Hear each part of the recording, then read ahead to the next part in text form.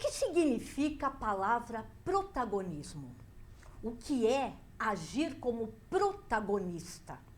Como podemos nós atuarmos para promovermos transformações reais? Aguarde um minuto e venha descobrir como nós podemos atuar como protagonista num mundo que urge ações diferenciadas. Voltamos já.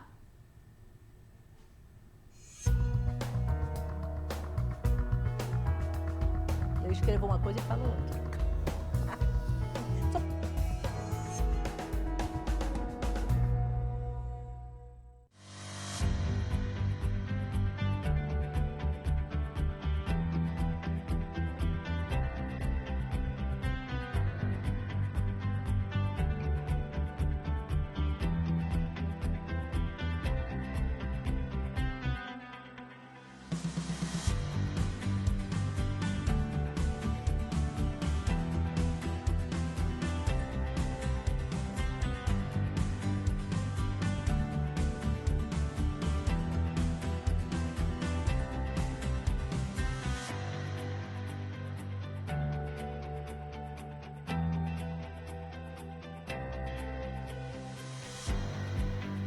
É boa noite, viu? Tudo é boa. Boa noite. Muitos web espectadores nos perguntam por que nós criamos um canal chamado Protagonismo Cidadão. E hoje estamos aqui no Protagonismo Regional em Debate, para conversarmos sobre essa importante palavra. Nós estamos trazendo hoje o doutor Paulo Eduardo Costa, que agradeço imensamente o aceite do nosso convite. Uma honra, um prazer. Muito obrigado, Lúcia. Eu me sinto muito satisfeito de poder rever amigos e estar com você aqui falando um pouquinho de experiências. Eu acho que a gente só se constrói e se edifica à medida que a gente estabelece essas experiências e transmite para as pessoas, para que elas possam também servir como paradigma, né?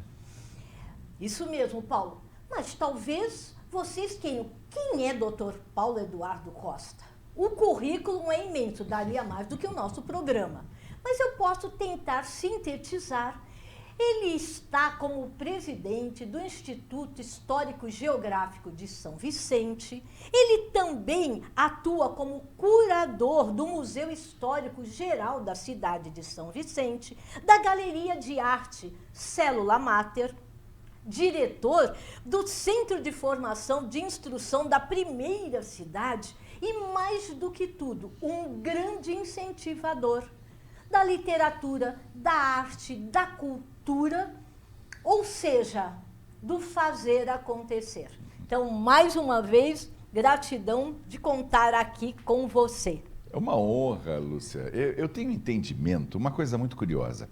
Eu tenho entendimento que a gente não vem para este mundo apenas para comer, beber, trabalhar e dormir, ou eventualmente tirar férias e se divertir. A gente vem para este mundo para edificar. A gente vem para esse mundo para aprender e ensinar o tempo todo, que é o trabalho que você faz. À medida que você começa criando um programa que fala de protagonismo, você estimula nas pessoas a essência do pensamento, a mudança de paradigmas, a saída do comodismo. Então, assim, a partir do momento em que a gente acha e tem certeza que nós precisamos criar uma sociedade mais justa, uma sociedade mais harmônica, uma sociedade mais atuante para a gente aprender mais e ensinar mais, a gente se torna quase que automaticamente protagonista, não só da nossa vida, porque isso é um protagonismo natural, mas protagonismo de situações que nos envolvam perante o cidadão, perante os amigos, perante a nossa sociedade, tentando fazer um mundo realmente melhor. Não só concordo, como eu reforço aqui, já que muitos nos perguntaram do porquê do nome do programa, né? Eu gosto muito, Paulo, de falar sobre a origem das palavras.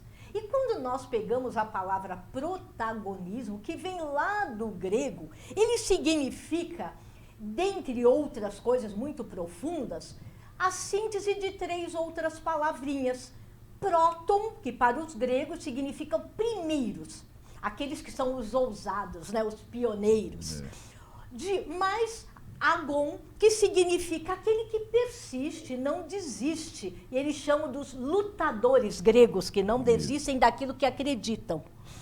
E eles resumem assim: protagonista é aquele que se permite desempenhar papéis na sociedade, no seu entorno, a começar pelo seu entorno, né? Mas papéis que o coloquem, não que ele busque isso, mas que vão colocá-lo como destaque e relevância.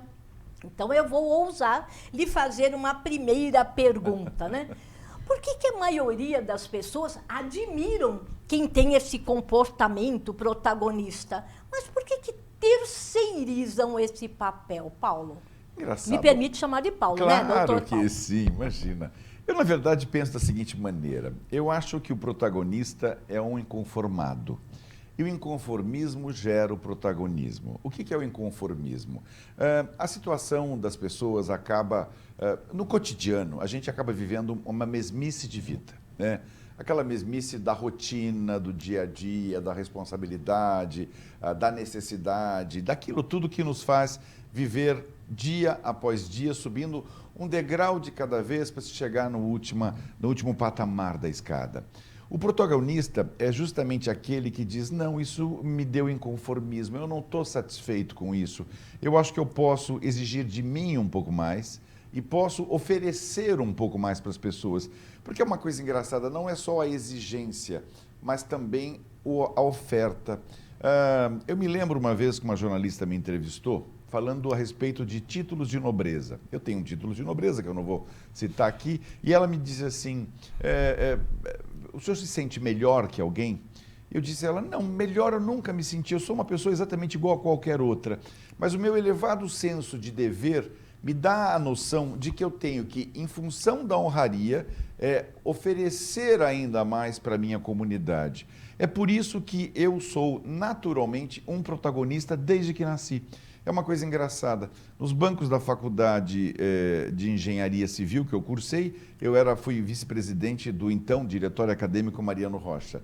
Nos bancos da faculdade católica de Direito, que eu me formei em 85, muitos de vocês, nossos telespectadores, não eram nem nascidos, eu fui diretor da Associação Atlética Acadêmica e depois, da mesma forma, vice-presidente, presidente do então diretório acadêmico Alexandre de Gusmão.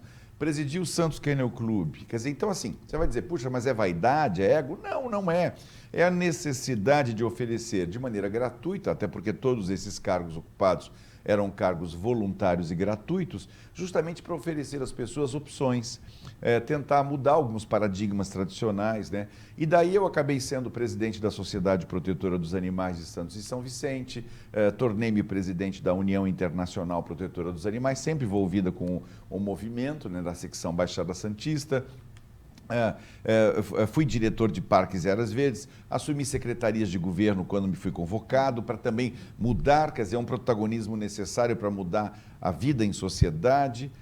Fui presidente do Santos São Vicente Golf Clube, do seu centenário. Então, assim, são coisas que nos envolvem. E agora, esses cargos todos que você falou são em função da necessidade de transmitir para as pessoas cultura e conhecimento.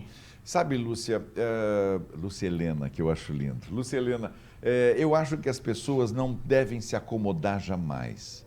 Não importa o que aconteça. Ontem, por acaso, eu estava ainda no último dia de recepção ao general Rui Moura, o general português, eu contei isso para você, mas estou contando para o telespectador. E por acaso nós vamos fazer um reconhecimento do porto. Mostrar para o general Rui Moura o maior porto da América Latina, a pujança desse porto. E aí, curiosamente, o Fábio Fontes, o prático mais idoso do Brasil, com 83 anos, ainda trabalhando, ele me contava fatos da vida dele que me fascinavam. Porque é impressionante ver uma pessoa com 83 anos, com o vigor que ele tem, com a vontade de viver que ele tem, com o dinamismo que ele tem, com o carinho pelos amigos que ele tem, ele nos inspira. Então, quando você fala em protagonista, eu acho, por exemplo, o Fábio Fontes é realmente uma imagem de alguém que eu acho que protagoniza a vida. E a gente tem que o tempo todo estar buscando isso. Mudar paradigma, mudar conceito, tentar evoluir, passar para as pessoas um pouquinho de conhecimento. Lá, por exemplo, na presidência do Instituto Histórico e Geográfico, nós temos uma multifacetagem de ações, mas basicamente a gente faz isso para que as pessoas tenham oportunidades de conhecer. É mais ou menos quando você fala de ópera. Quando você fala de ópera, a maioria das pessoas torce o nariz. Fala, imagina, aquela mulher gritando, aquele cara cantando alto lá, eu não entendo nada. Mas a partir do momento em que você entende ou é ensinado a compreender, pode ter certeza que você passa a se apaixonar. A primeira vez que eu fui numa ópera, eu lembro perfeitamente bem, eu tinha 16 anos e fui com mamãe.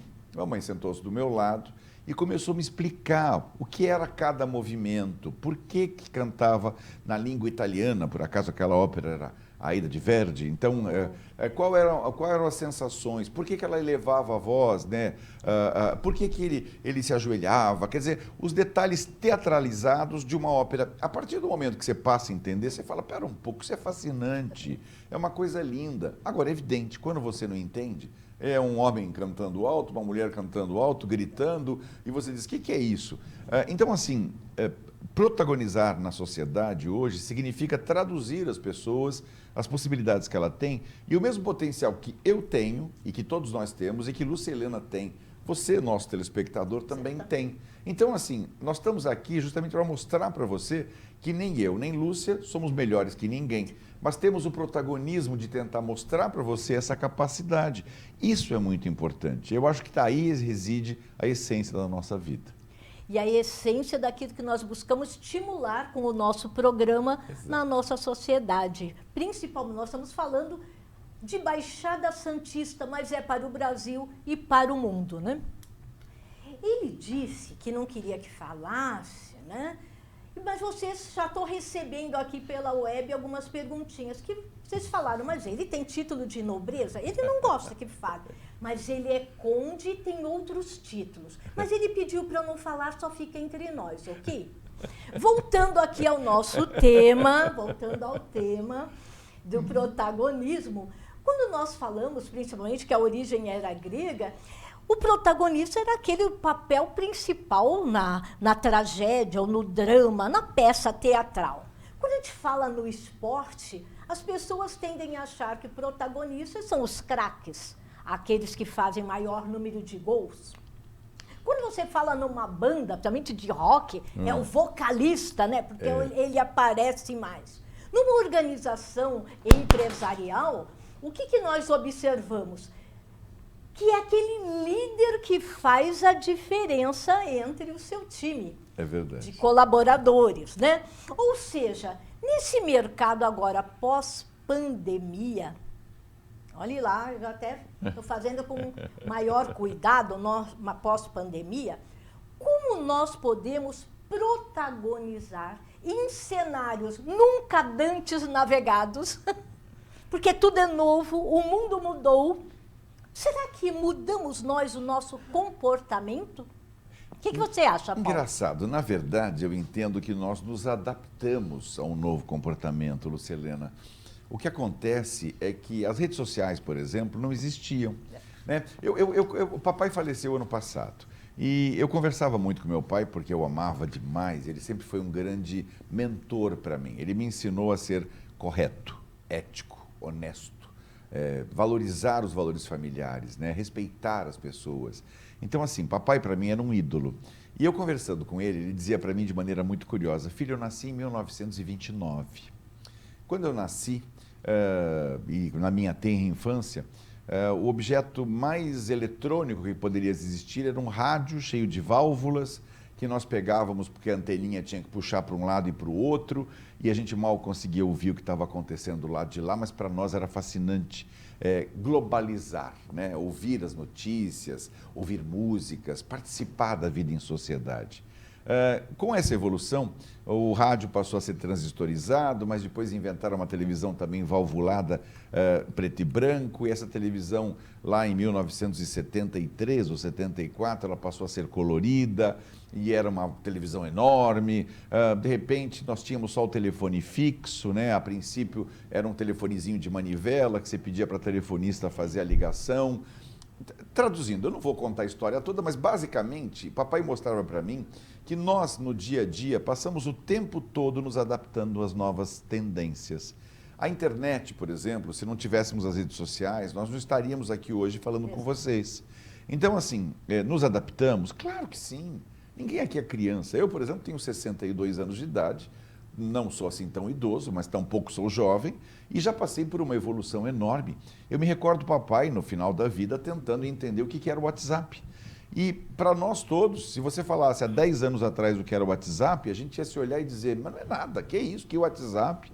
Né? Ou você quando lembra no início da internet, que era aquela internet de escada ainda, que fazia aqueles ruídos todos, levava 1 hora para você conseguir conectar, e mesmo assim a velocidade era baixíssima, você não conseguia fazer nada como nós fazemos hoje por streaming. Então assim, nós passamos por um processo de evolução tão grande, e aí o protagonismo vem exatamente de, além de mudar os paradigmas, além de mudar todos os padrões tradicionais, você se sente na obrigação de dizer, estou fazendo alguma coisa para a minha comunidade. Quando veio a pandemia, eu me recordo que a nossa vida cultural, lá, principalmente do Instituto Histórico e Geográfico, daquele grande complexo que é o Instituto Histórico e Geográfico de São Vicente, são 8.500 metros de área verde, nós temos lá 26 mil itens no museu, temos 57 mil volumes na biblioteca, temos galerias de arte, temos centro de ensino e pesquisa, centro de pesquisa científica, é um complexo realmente. Eu lembro que quando veio a pandemia, nós tínhamos programado alguns espetáculos, recitais, concertos, e aí a pandemia veio e disse, vocês não vão poder fazer mais. O convívio social está interrompido por conta de evitar contágio. Naquela oportunidade não tínhamos suficientes hospitais. Em função de não termos suficientes hospitais, nós tínhamos que nos resguardar.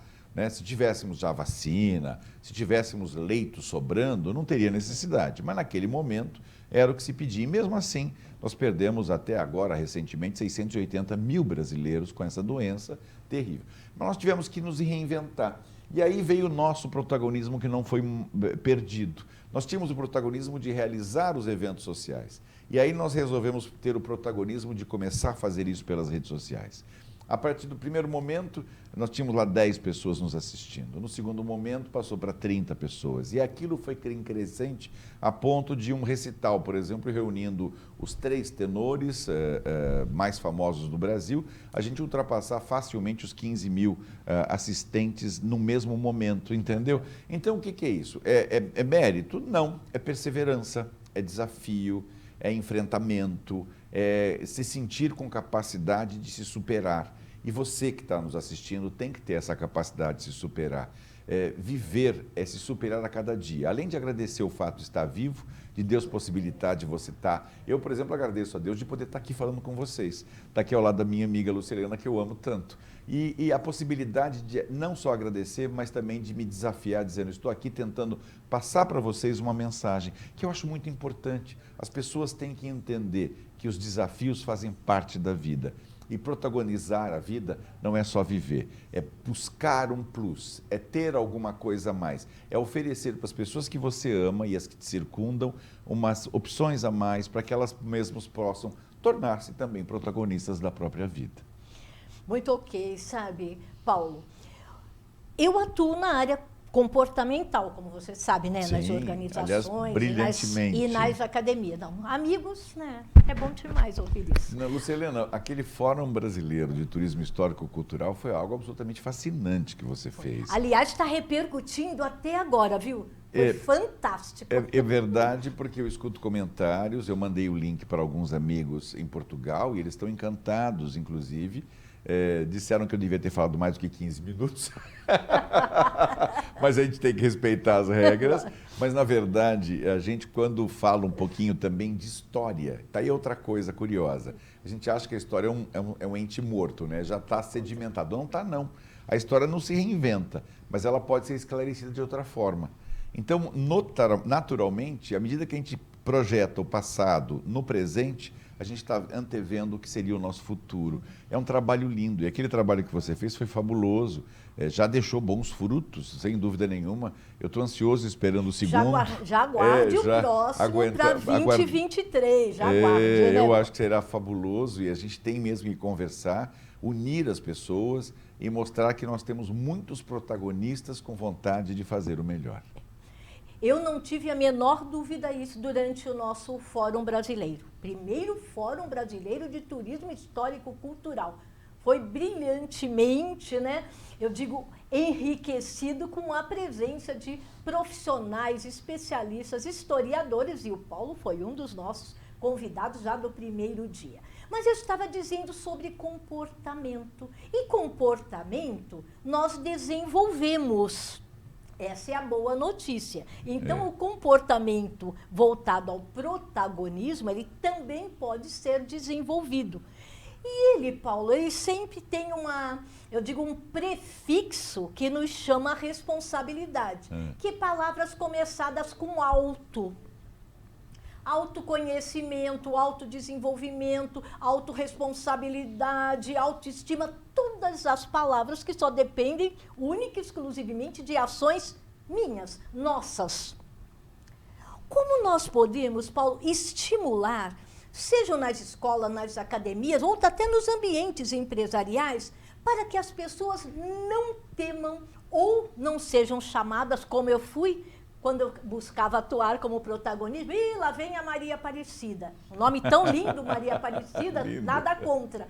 Mas muitos acham que quando nós voluntariamente nos colocamos em ação, nós queremos aparecer. Como que a gente pode estimular, principalmente para jovens, crianças, para começarem a atuar no mundo, já fazendo essa diferença? Eu entendo que o primeiro passo é a reflexão e o pensamento.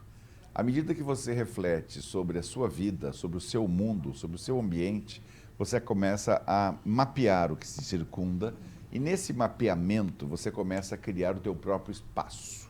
Então, o auto significa se autoconhecer. À medida que você se conhece, você foge dos paradigmas e dos parâmetros tradicionais. Então, por exemplo, nós estamos hoje numa sociedade extremamente conflituosa. Parece que as pessoas resolveram sair para as ruas não para se amar, ou para pensar, ou para se harmonizar. Elas estão o tempo todo pensando em brigar. É sempre conflito, você é de direita, você é de esquerda, como se o mundo fosse uma torcida de Fla-Flu. Como se nós estivéssemos, como conversamos há pouco de futebol, num clássico entre Santos e Corinthians, em que aí entra a paixão. Na verdade, na vida não entra a paixão, tem que entrar a razão. Então, quando se entra a razão, a gente tem que ponderar com muita qualidade, com muita tranquilidade, refletir sobre o que a gente está fazendo, analisar o nosso processo de vida e ver no que a gente pode autopromover uma sociedade melhor. Digo autopromover porque a gente promove as condições para que uma sociedade seja melhorada no seu dia a dia. Como é que a gente faz isso? Com pequenas ações, na prática da boa educação, na prática da elegância, na prática do respeito, na prática do meu espaço vai até onde começa o seu. Tudo isso tem que ser pensado. E hoje a gente não vê mais isso. A gente vê situações absolutamente assustadoras. Nós tivemos recentemente o falecimento da Rainha Elizabeth, que era um exemplo vivo de protagonismo, e não só de protagonismo natural, porque ela sabia que ela tinha uma missão neste mundo com relação ao meio ambiente, ao bem comum, aos valores familiares, à educação, ao bom senso. Então, assim, ela acabou sendo um modelo, embora lá com 96 anos, mas durante toda a sua vida, ela foi um modelo de virtude. E as pessoas precisam desses modelos. Eu, às vezes, me sinto um pouco modelo para as pessoas, no sentido de ter uma vida e uma conduta ética. E a ética ela é baseada no respeito, você não vai fazer nada que seja deselegante, tosco, grosseiro, rude, ou vai fazer alguma coisa que prejudique alguém. Então, nesse contexto, o auto que você citou é muito importante, mas ele vai começar sempre por uma reflexão. À medida que você se reflete e se reconhece dentro do seu parâmetro de sociedade, ouse, atreva-se, busque. O errado você já tem, o não você já tem. Vamos buscar o sim. Se não deu certo, tudo bem, sempre há uma chance de voltar atrás e recomeçar, né? É mais ou menos quando você está num caminho, numa estrada, vou para a direita ou vou para a esquerda? Bom, você tem que tomar uma decisão. Então, pegue a direita. Ah, mas não era a direita. Então, volta e vai para a esquerda. Mas o importante é não ficar titubeando diante da vida, porque quem titubeia diante da vida não vive, vive com medo. E o medo não te faz. Se nós tivéssemos medo, se eu tivesse medo, se Lucilena tivesse medo, ela não estaria aqui, eu também não estaria aqui, passando essa mensagem para vocês. Então, a gente espera que isso consiga minimamente estimular o pensamento, fazer com que você tenha essa reflexão e diga, realmente, se ele fez, eu também posso fazer. Se ele está me dizendo, eu vou refletir sobre o que ele está me dizendo. Na pior das hipóteses, eu planto uma sementinha nesse cérebro e as pessoas começam a pensar um pouquinho mais em si próprias, pensando em protagonizar uma existência que deixe marcas, que deixe um nome, que deixe uma tradição, que deixe um zelo, que deixe alguma coisa de essência na vida das pessoas. Isso é muito importante. Hoje, né, Paulo, se fala muito em legado, sim, em propósito, sim. E isso exige, sim, um comportamento protagonista. Ai, que aguinha gelada, gostosa. E eu trago uma outra reflexão aqui para nós, né? Por que é tão difícil, eu estou achando que é tão difícil, né, pelo menos para a maioria com os quais nós convivemos, em pleno século XXI, com acesso à tecnologia impensável até então. Por que nós tememos ainda, pelo menos, recortar, colar, como dizem os jovens, aquelas ações, iniciativas observadas em tempo real agora no mundo, para trazermos para a nossa realidade local? Copiar, colar, adaptar, ela não é ruim, principalmente quando a gente dá crédito àqueles que iniciaram esse processo, porque isso é ético também. Mas nós podemos sim protagonizar com algo bacana que vai beneficiar muita gente no nosso entorno. Como você vê, Paulo, que ainda existe essa dificuldade com tanto acesso às informações? Você sabe que as redes sociais, a internet de maneira geral, né, as redes sociais, elas, ao invés de nos aproximou em termos de informação, mas nos afastou em termos de amor. A demonstração de afeto, de carinho, de amar as pessoas, é uma coisa que a internet não vai te passar nunca. E talvez essa falta de amor criou nessa população uma insegurança. Porque quando você tem alguém te amparando, ou você se sente acolhido ou acolhida, quando você se sente acolhido pela sua comunidade, por exemplo, você ousa, se atreve e copia e cola bons comportamentos, que é essa ideia. Eu digo para as pessoas que para se chegar no último degrau de uma escada, há que se dar o primeiro passo. Então você vai degrau a degrau até chegar no último deles. Aquele comecinho, para dar o primeiro passo, é quase que contingente. É mais ou menos como uma criança quando nasce e não sabe falar, não sabe andar, não sabe tomar banho sozinha, não tem segurança para atravessar na rua. E o que ela faz? Ela copia e cola. Ela copia e cola o comportamento dos seus pais. Ela copia e cola o comportamento dos seus avós, dos seus tios, dos seus primos, dos seus irmãos. Então, esse copia e cola que você registra, até diante de um pretenso protagonismo, é criar a base para que você possa, eventualmente, evoluir. E a evolução vem naturalmente. Claro que é importante ler, é importante ouvir, é importante sentir, ter sensibilidade, amar e se deixar amar. Se não tiver esses itens essenciais, definitivamente nem o copia e cola vai funcionar, infelizmente. Nós temos que estar sempre buscando a evolução. Eu busco a evolução porque eu não quero passar por essa vida sem deixar minimamente um legado para as pessoas. Não que eu seja melhor que ninguém, pelo amor de Deus, nunca disse isso. Mas no sentido de dizer, olha, o Paulo cumpriu a sua missão como cidadão, como ser humano, como brasileiro, como uma pessoa que ama o seu povo e sua terra. Então, essa é a pretensão e eu acho que é o caminho que a gente tem que seguir. Você trouxe, né, uma palavra que está no nosso programa, protagonismo cidadão. E quando nós ousamos provocar nos ambientes onde a gente se apresenta aí sobre isso, muitos dizem, eu, protagonista, eu, cidadão, eu procuro de uma maneira simples, mas sem ser simplista, falar, cidadão é aquele que habita uma cidade. Sim. Uma cidade que deve primar ser boa para todos que ali habitam. Por que ainda, eu estou insistindo nisso, né? Eu sei que você tem boas ideias e vai contribuir bastante. Por que que a maioria das pessoas esperam ainda das esferas da gestão pública, seja municipal, estadual e federal, mudanças de transformação dessa realidade local? Comodismo. Basicamente, a palavra comodismo, ela cai como uma luva nesse caso. O cidadão, de maneira geral, sempre espera de alguém alguma ação. E isso não é bom. Definitivamente não é bom. As pessoas, certamente que o poder público deve nortear as políticas públicas e cabe a ele agregar, né? Eu recentemente, aliás, justamente depois que eu participei do nosso primeiro Fórum de Turismo Histórico-Cultural, eu acabei sendo convidado para mais de 10 programas de televisão para falar exatamente do tema. E eu dizia uma coisa curiosa, aqui na nossa região, nós estamos falando do litoral de São Paulo, que tem uma história riquíssima, né? Que tem uma vertente histórica absolutamente inquestionável e não comparada a qualquer outro lugar. Nós temos que romper as nossas fronteiras naturais e agregar as cidades, porque essa história não se dissocia nas fronteiras. Agora, quem é que faz isso? Isso é o Estado que faz. Portanto, a prefeitura, a municipalidade, o governo estadual, que vai romper. No momento que nós criamos, por exemplo, na nossa região, a AGEM, Agência Metropolitana, nós resolvemos romper as fronteiras quando a necessidade é comum a todos. Transporte público, por exemplo, saneamento básico, água, educação e cultura, que isso é fundamental. Segurança pública, por exemplo. O Estado cumpre o seu papel. Agora, se o cidadão não agir, cumprir a sua parte, é um equilíbrio. Um faz a sua parte e o cidadão protagoniza a sua parte. Se ele não fizer, não vai adiantar de nada. Se todas as pessoas não jogassem lixo na rua, sequer teríamos que ter, por exemplo, uma gari, ou uma varredora, ou uma pessoa para limpar aquilo. Se nós, por exemplo, tivéssemos a urbanidade... Eu estava descendo de São Paulo um dia desse, aconteceu uma cena horrorosa, Lúcia. Eu vou contar até para as pessoas, porque eu acho que fica como registro.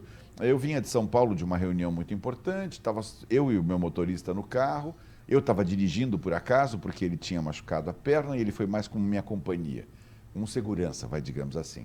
Depois, para estacionar o carro, ele acabou estacionando. Eu vinha pela Imigrantes, a rodovia dos Imigrantes, e um carro muito bom, um Land Rover, um carro de sociedade, de gente que tem poder aquisitivo. No meio da Imigrantes, me abre a janela e joga um pacote de uma rede de fast food cheia de tranqueira, cheia de lixo. Tinham copos plásticos, tinham caixinhas de sanduíche, tinham guardanapos. Eu olhei para aquilo, eu fiquei tão indignado, mas tão indignado. E aí eu fui protagonista de uma coisa muito feia. Eu estava dirigindo o meu carro, um Alfa Romeo, imagina um carro poderosíssimo, eu acelerei o carro, emparelhei com o carro do pretenso milionário Porcão, abri minha janela, buzinei, ele achou que eu ia mandar um recado. E eu fui obrigado a dizer para ele, porcão imundo. E aquilo deve ter machucado ele, porque a sujeira que ficou na rodovia foi uma coisa assustadora.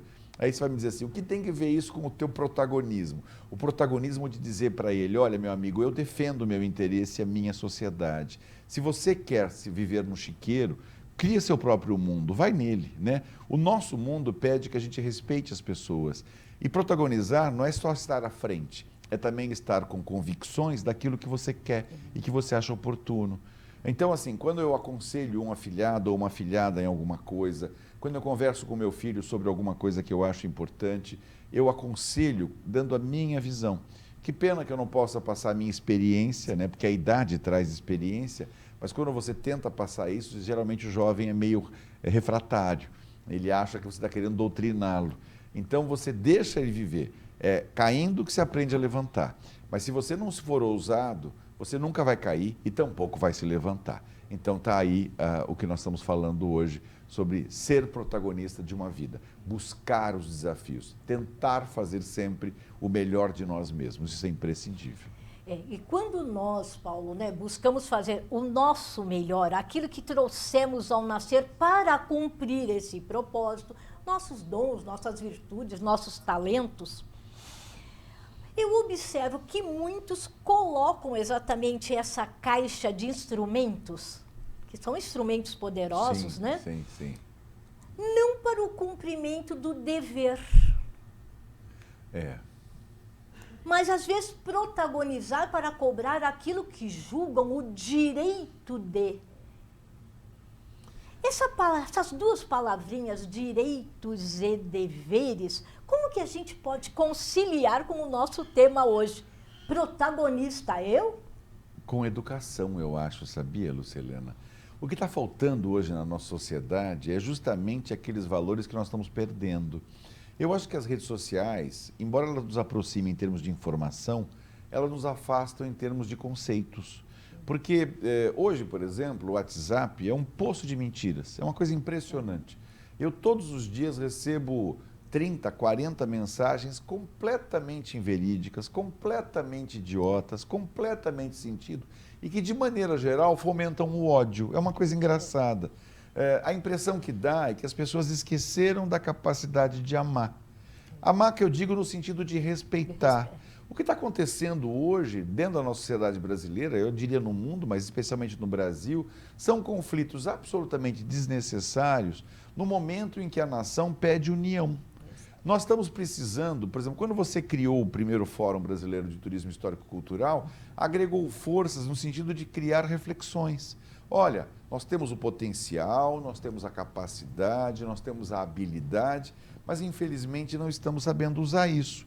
Então, o que você fez? Juntou protagonistas numa mesma área para discutirmos saídas, caminhos, propósitos, objetos, destinos, para a gente poder começar a pensar um pouquinho melhor. O que está acontecendo na sociedade moderna é exatamente isso. Além dessa propagação desse ódio exagerado, dá a impressão que o mundo só se resolve se for a torcida de futebol. Se você torceu para o Santos, ou para o Corinthians, ou para o Flamengo, ou para o Fluminense, e o mundo não é esse dogma, não há essa doutrinação. O mundo é pensamento, o mundo é reflexão, o mundo é entendimento, o mundo é perdão e, fundamentalmente, o mundo é amor. Sem amor, aí a coisa não funciona. E quando eu falo amor, não estou dizendo amor de um homem para uma mulher, não é isso. Estou dizendo amor pelo seu ente, pelo seu próximo. Aliás, na Bíblia diz com muita clareza, ama a Deus como a ti mesmo, né? Quer dizer, então é importante você ter essa reverência sempre, no sentido de dizer, vamos tentar mudar os nossos paradoxos, nossos paradigmas, o nosso mundo. O alto tem que ser, vamos refletir para que a gente crie uma sociedade melhor, isso é fundamental, senão não existem protagonistas. Vamos estar um mundo de gente seguindo como se fossem, digamos, popularmente, vaquinhas de presépio, né? Como se nós fôssemos seguir um líder, e na verdade não é essa a nossa missão. A nossa missão é de transformar, e transformar pede questionamento agregado ao amor. Você está trazendo algo muito importante que muitas pessoas realmente confundem. Quando nós falamos em amor, nós estamos falando em harmonia de relações. Isso. Onde o pensar diferente é somente pensar diferente, não é pensar contra. Exato. Então não é porque o Paulo possa nos trazer um posicionamento e que não necessariamente eu concorde com ele, que nós não possamos e devamos viver em harmonia, bate-papo, calor humano. E você trouxe também a reflexão das redes sociais. Na realidade, nós seres humanos é que criamos toda a tecnologia. E eu sou apaixonada, né? Por isso que nós criamos o Lab 4D, que é um laboratório de inovação para negócios sociais. Sim. Fora da caixa, né? Ótimo. Completamente. Excelente. E por que nós criamos, Paulo, exatamente esse mudar o pensar para mudar o agir? A nossa evolução tem que ser sempre dosimetrada. Ela não pode, a gente não pode se deixar induzir. O problema todo é esse, é a reflexão. Eu comentei há pouco na resposta anterior que eu recebo todos os dias 30 ou 40 idiotices pelo WhatsApp. De maneira geral, eu me sinto desafiado quando eu recebo uma idiotice. Eu vou pesquisar, ver se é verdade. A internet hoje deve nos facilitar a vida, para a gente entender o que acontece. Eu tenho lá a possibilidade de ter livros que me possibilitam, dados oficiais que hoje são publicados.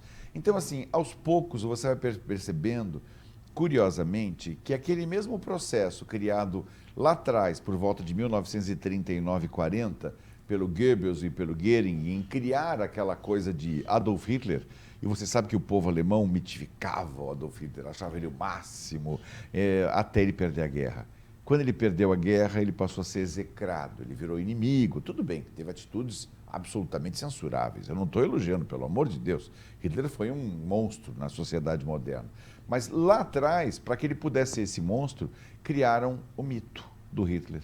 E é uma tendência do ser humano em mitificar as pessoas. Só que você não pode agir dessa forma, não pode ter essa conduta de mitificação no sentido de criar reflexão. Então, eu estava dizendo que o WhatsApp, 30 ou 40 informações mentirosas, fomentando sempre o ódio, fomentando sempre o culto à personalidade, fomentando a ausência de pensamento.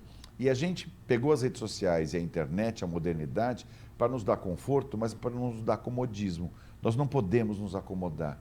Viver é cada dia matar um leão, como diziam antigamente, e enfrentar um novo desafio. Isso é conduta. E a gente tem que aprender dessa forma. Se você não enfrentar cada dia um leão ou enfrentar cada dia um novo desafio, você já morreu.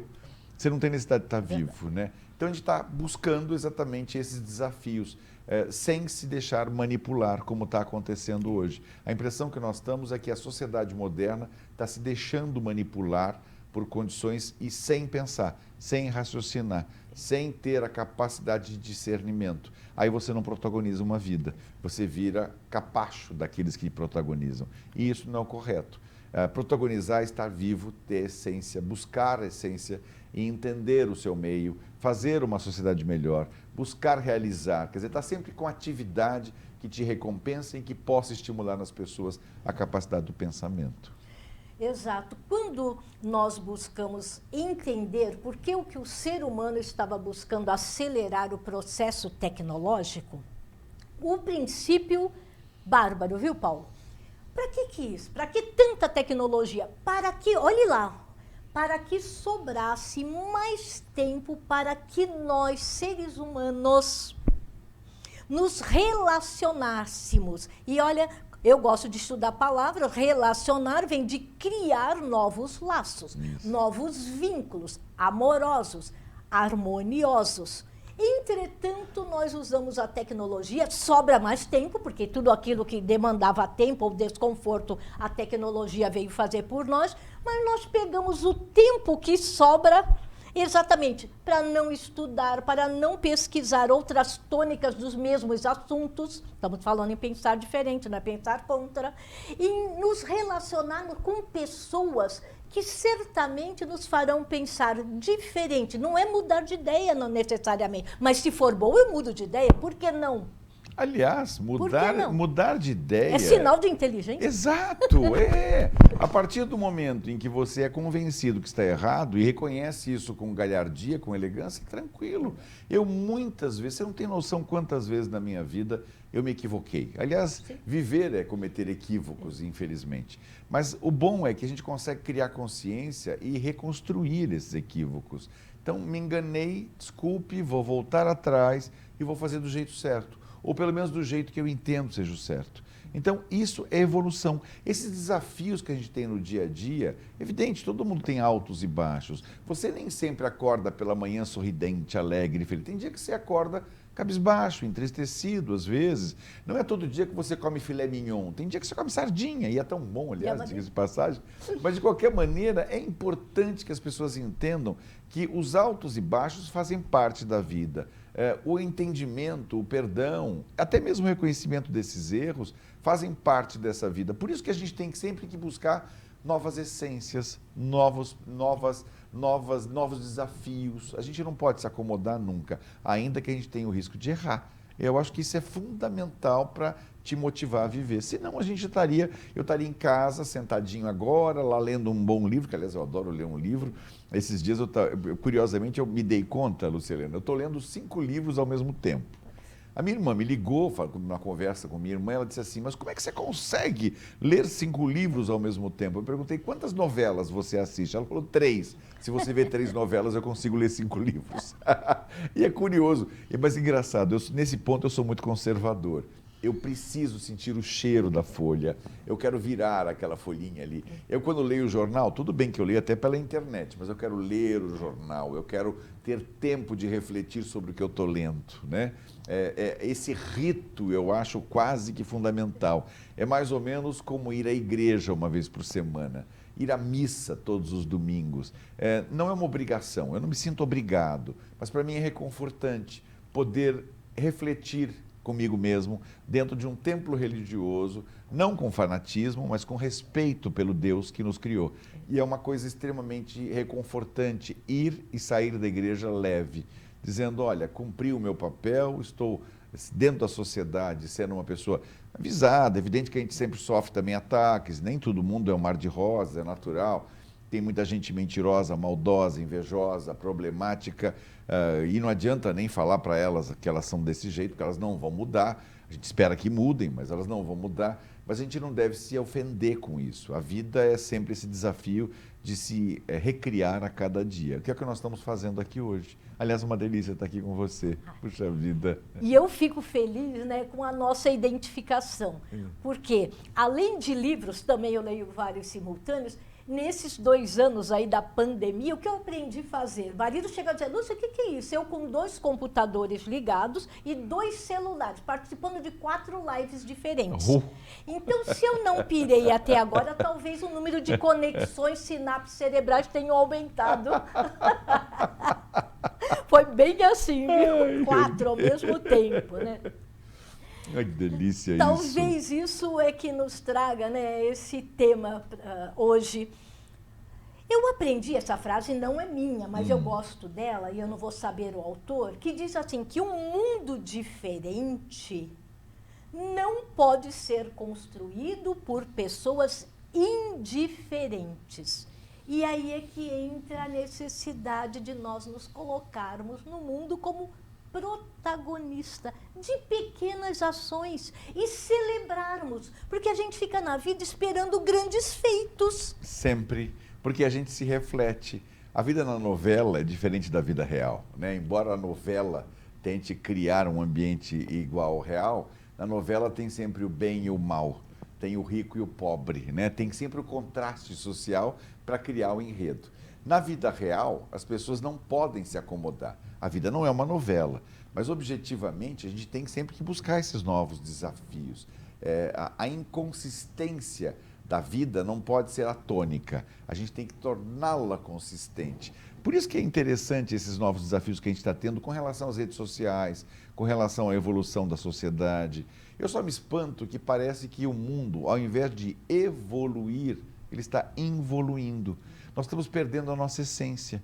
É uma coisa curiosa. Esses dias eu tive que dar uma boa descompostura num jovem adolescente, que devia ter acho que uns 12, uma criança, 12, 13 anos, é um pré-adolescente, que estava simplesmente ofendendo a sua avó ali, em lugar público, como se ela fosse, digamos, sei lá, um ser menor. Eu fiquei tão revoltado com aquilo. Eu não dei uns supapos na criança, não, mas me deu vontade. Mas eu falei uns bons desaforos, dizendo, você não sabe o que você está fazendo, o valor que você tinha que dar, porque para chegar onde chegou, dependeu de alguém.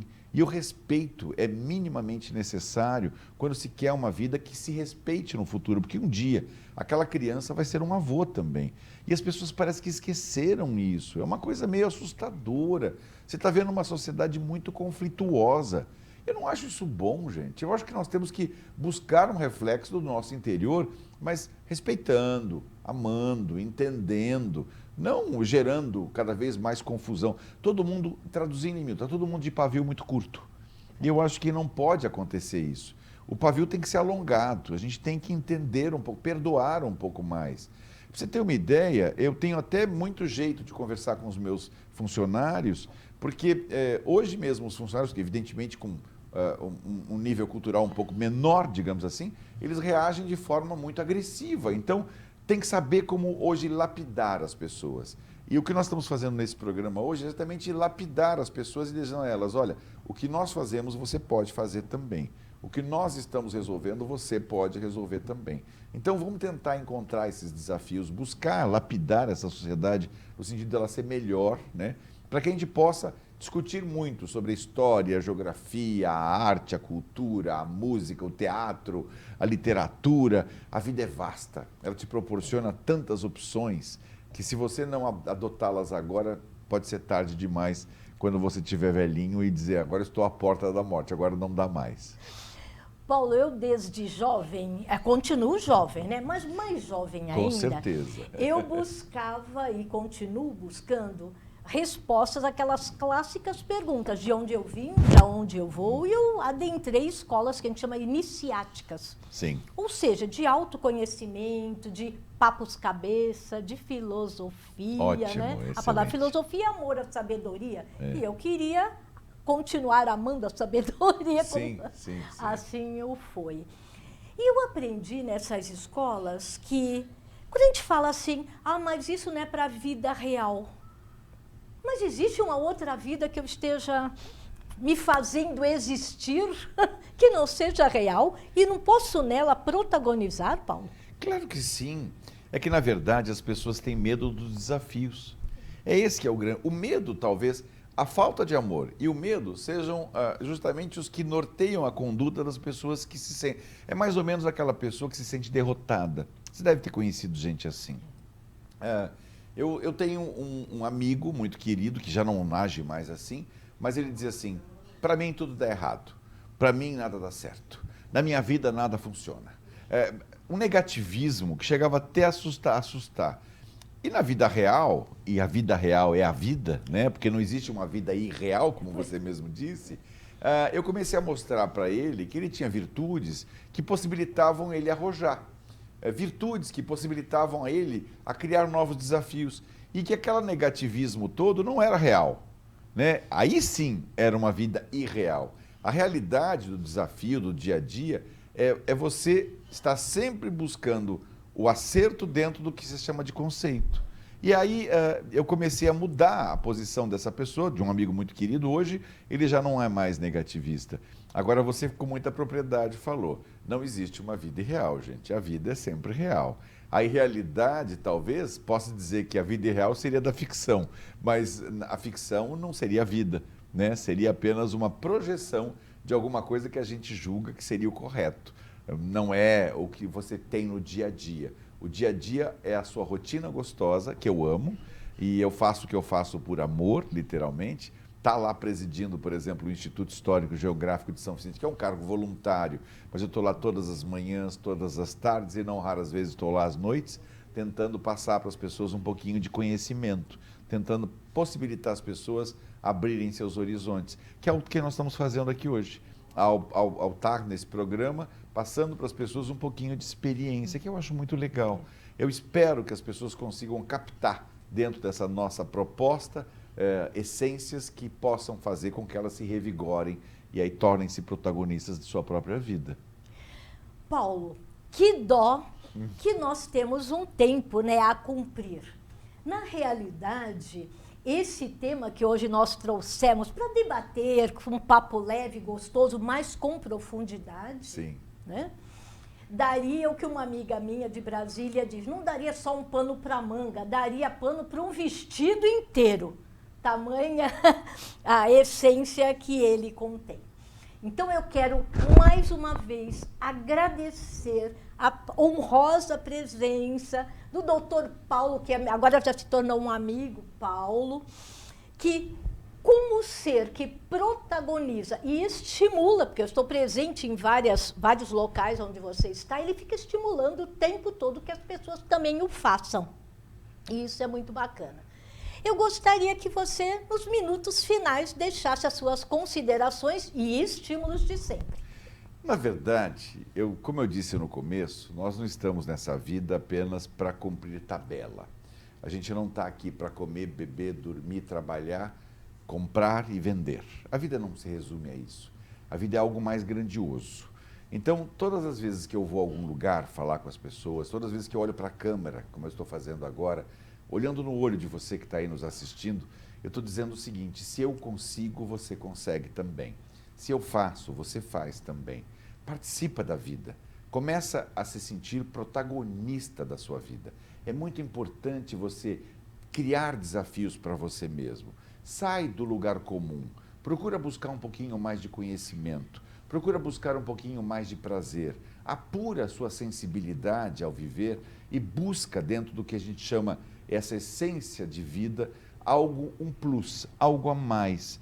É fundamental que a gente tenha essa busca E eu, no meu trabalho, faço exatamente isso. Eu não sou candidato a nada, não estou pleiteando cargo público, né? Estou aqui apenas tentando fazer o meu melhor para que as pessoas entendam e servir como referência. E é isso que eu tenho tentado fazer, ser uma referência para que as pessoas entendam que essa referência é fundamental no sentido de estimulá-los ao livre pensamento, estimular a busca do conhecimento, estimular a evolução. Nós estamos nesse mundo para evoluir, não para brigar, viu, gente? Vamos pensar mais positivamente. Espero poder ter contribuído um pouco com as pessoas, com a minha experiência e com as experiências que a gente tenta passar para todo mundo, no sentido de tornar essa vida melhor. Nós queremos um mundo certamente mais justo e perfeito e vamos conseguir tê-lo com certeza absoluta se cada um de vocês colaborarem um pouquinho. Agradecemos mais uma vez a sua presença, Paulo, as suas reflexões. E nós vamos terminar agora exatamente com algo. Lembram que nós trouxemos como o tema principal, protagonista? Eu acho que convém que finalizemos agora. Protagonista? Por que não eu? Agradecemos a sua audiência, compartilhe com os seus amigos, inscreva-se no nosso canal e venha conosco estar aqui, porque o nosso canal é livre, apartidário, aberto, para que você também traga contribuições reais que reverberem em toda a nossa região e, por que não, além dele. Encontro vocês na próxima segunda-feira. Até lá! Interessante, gostoso.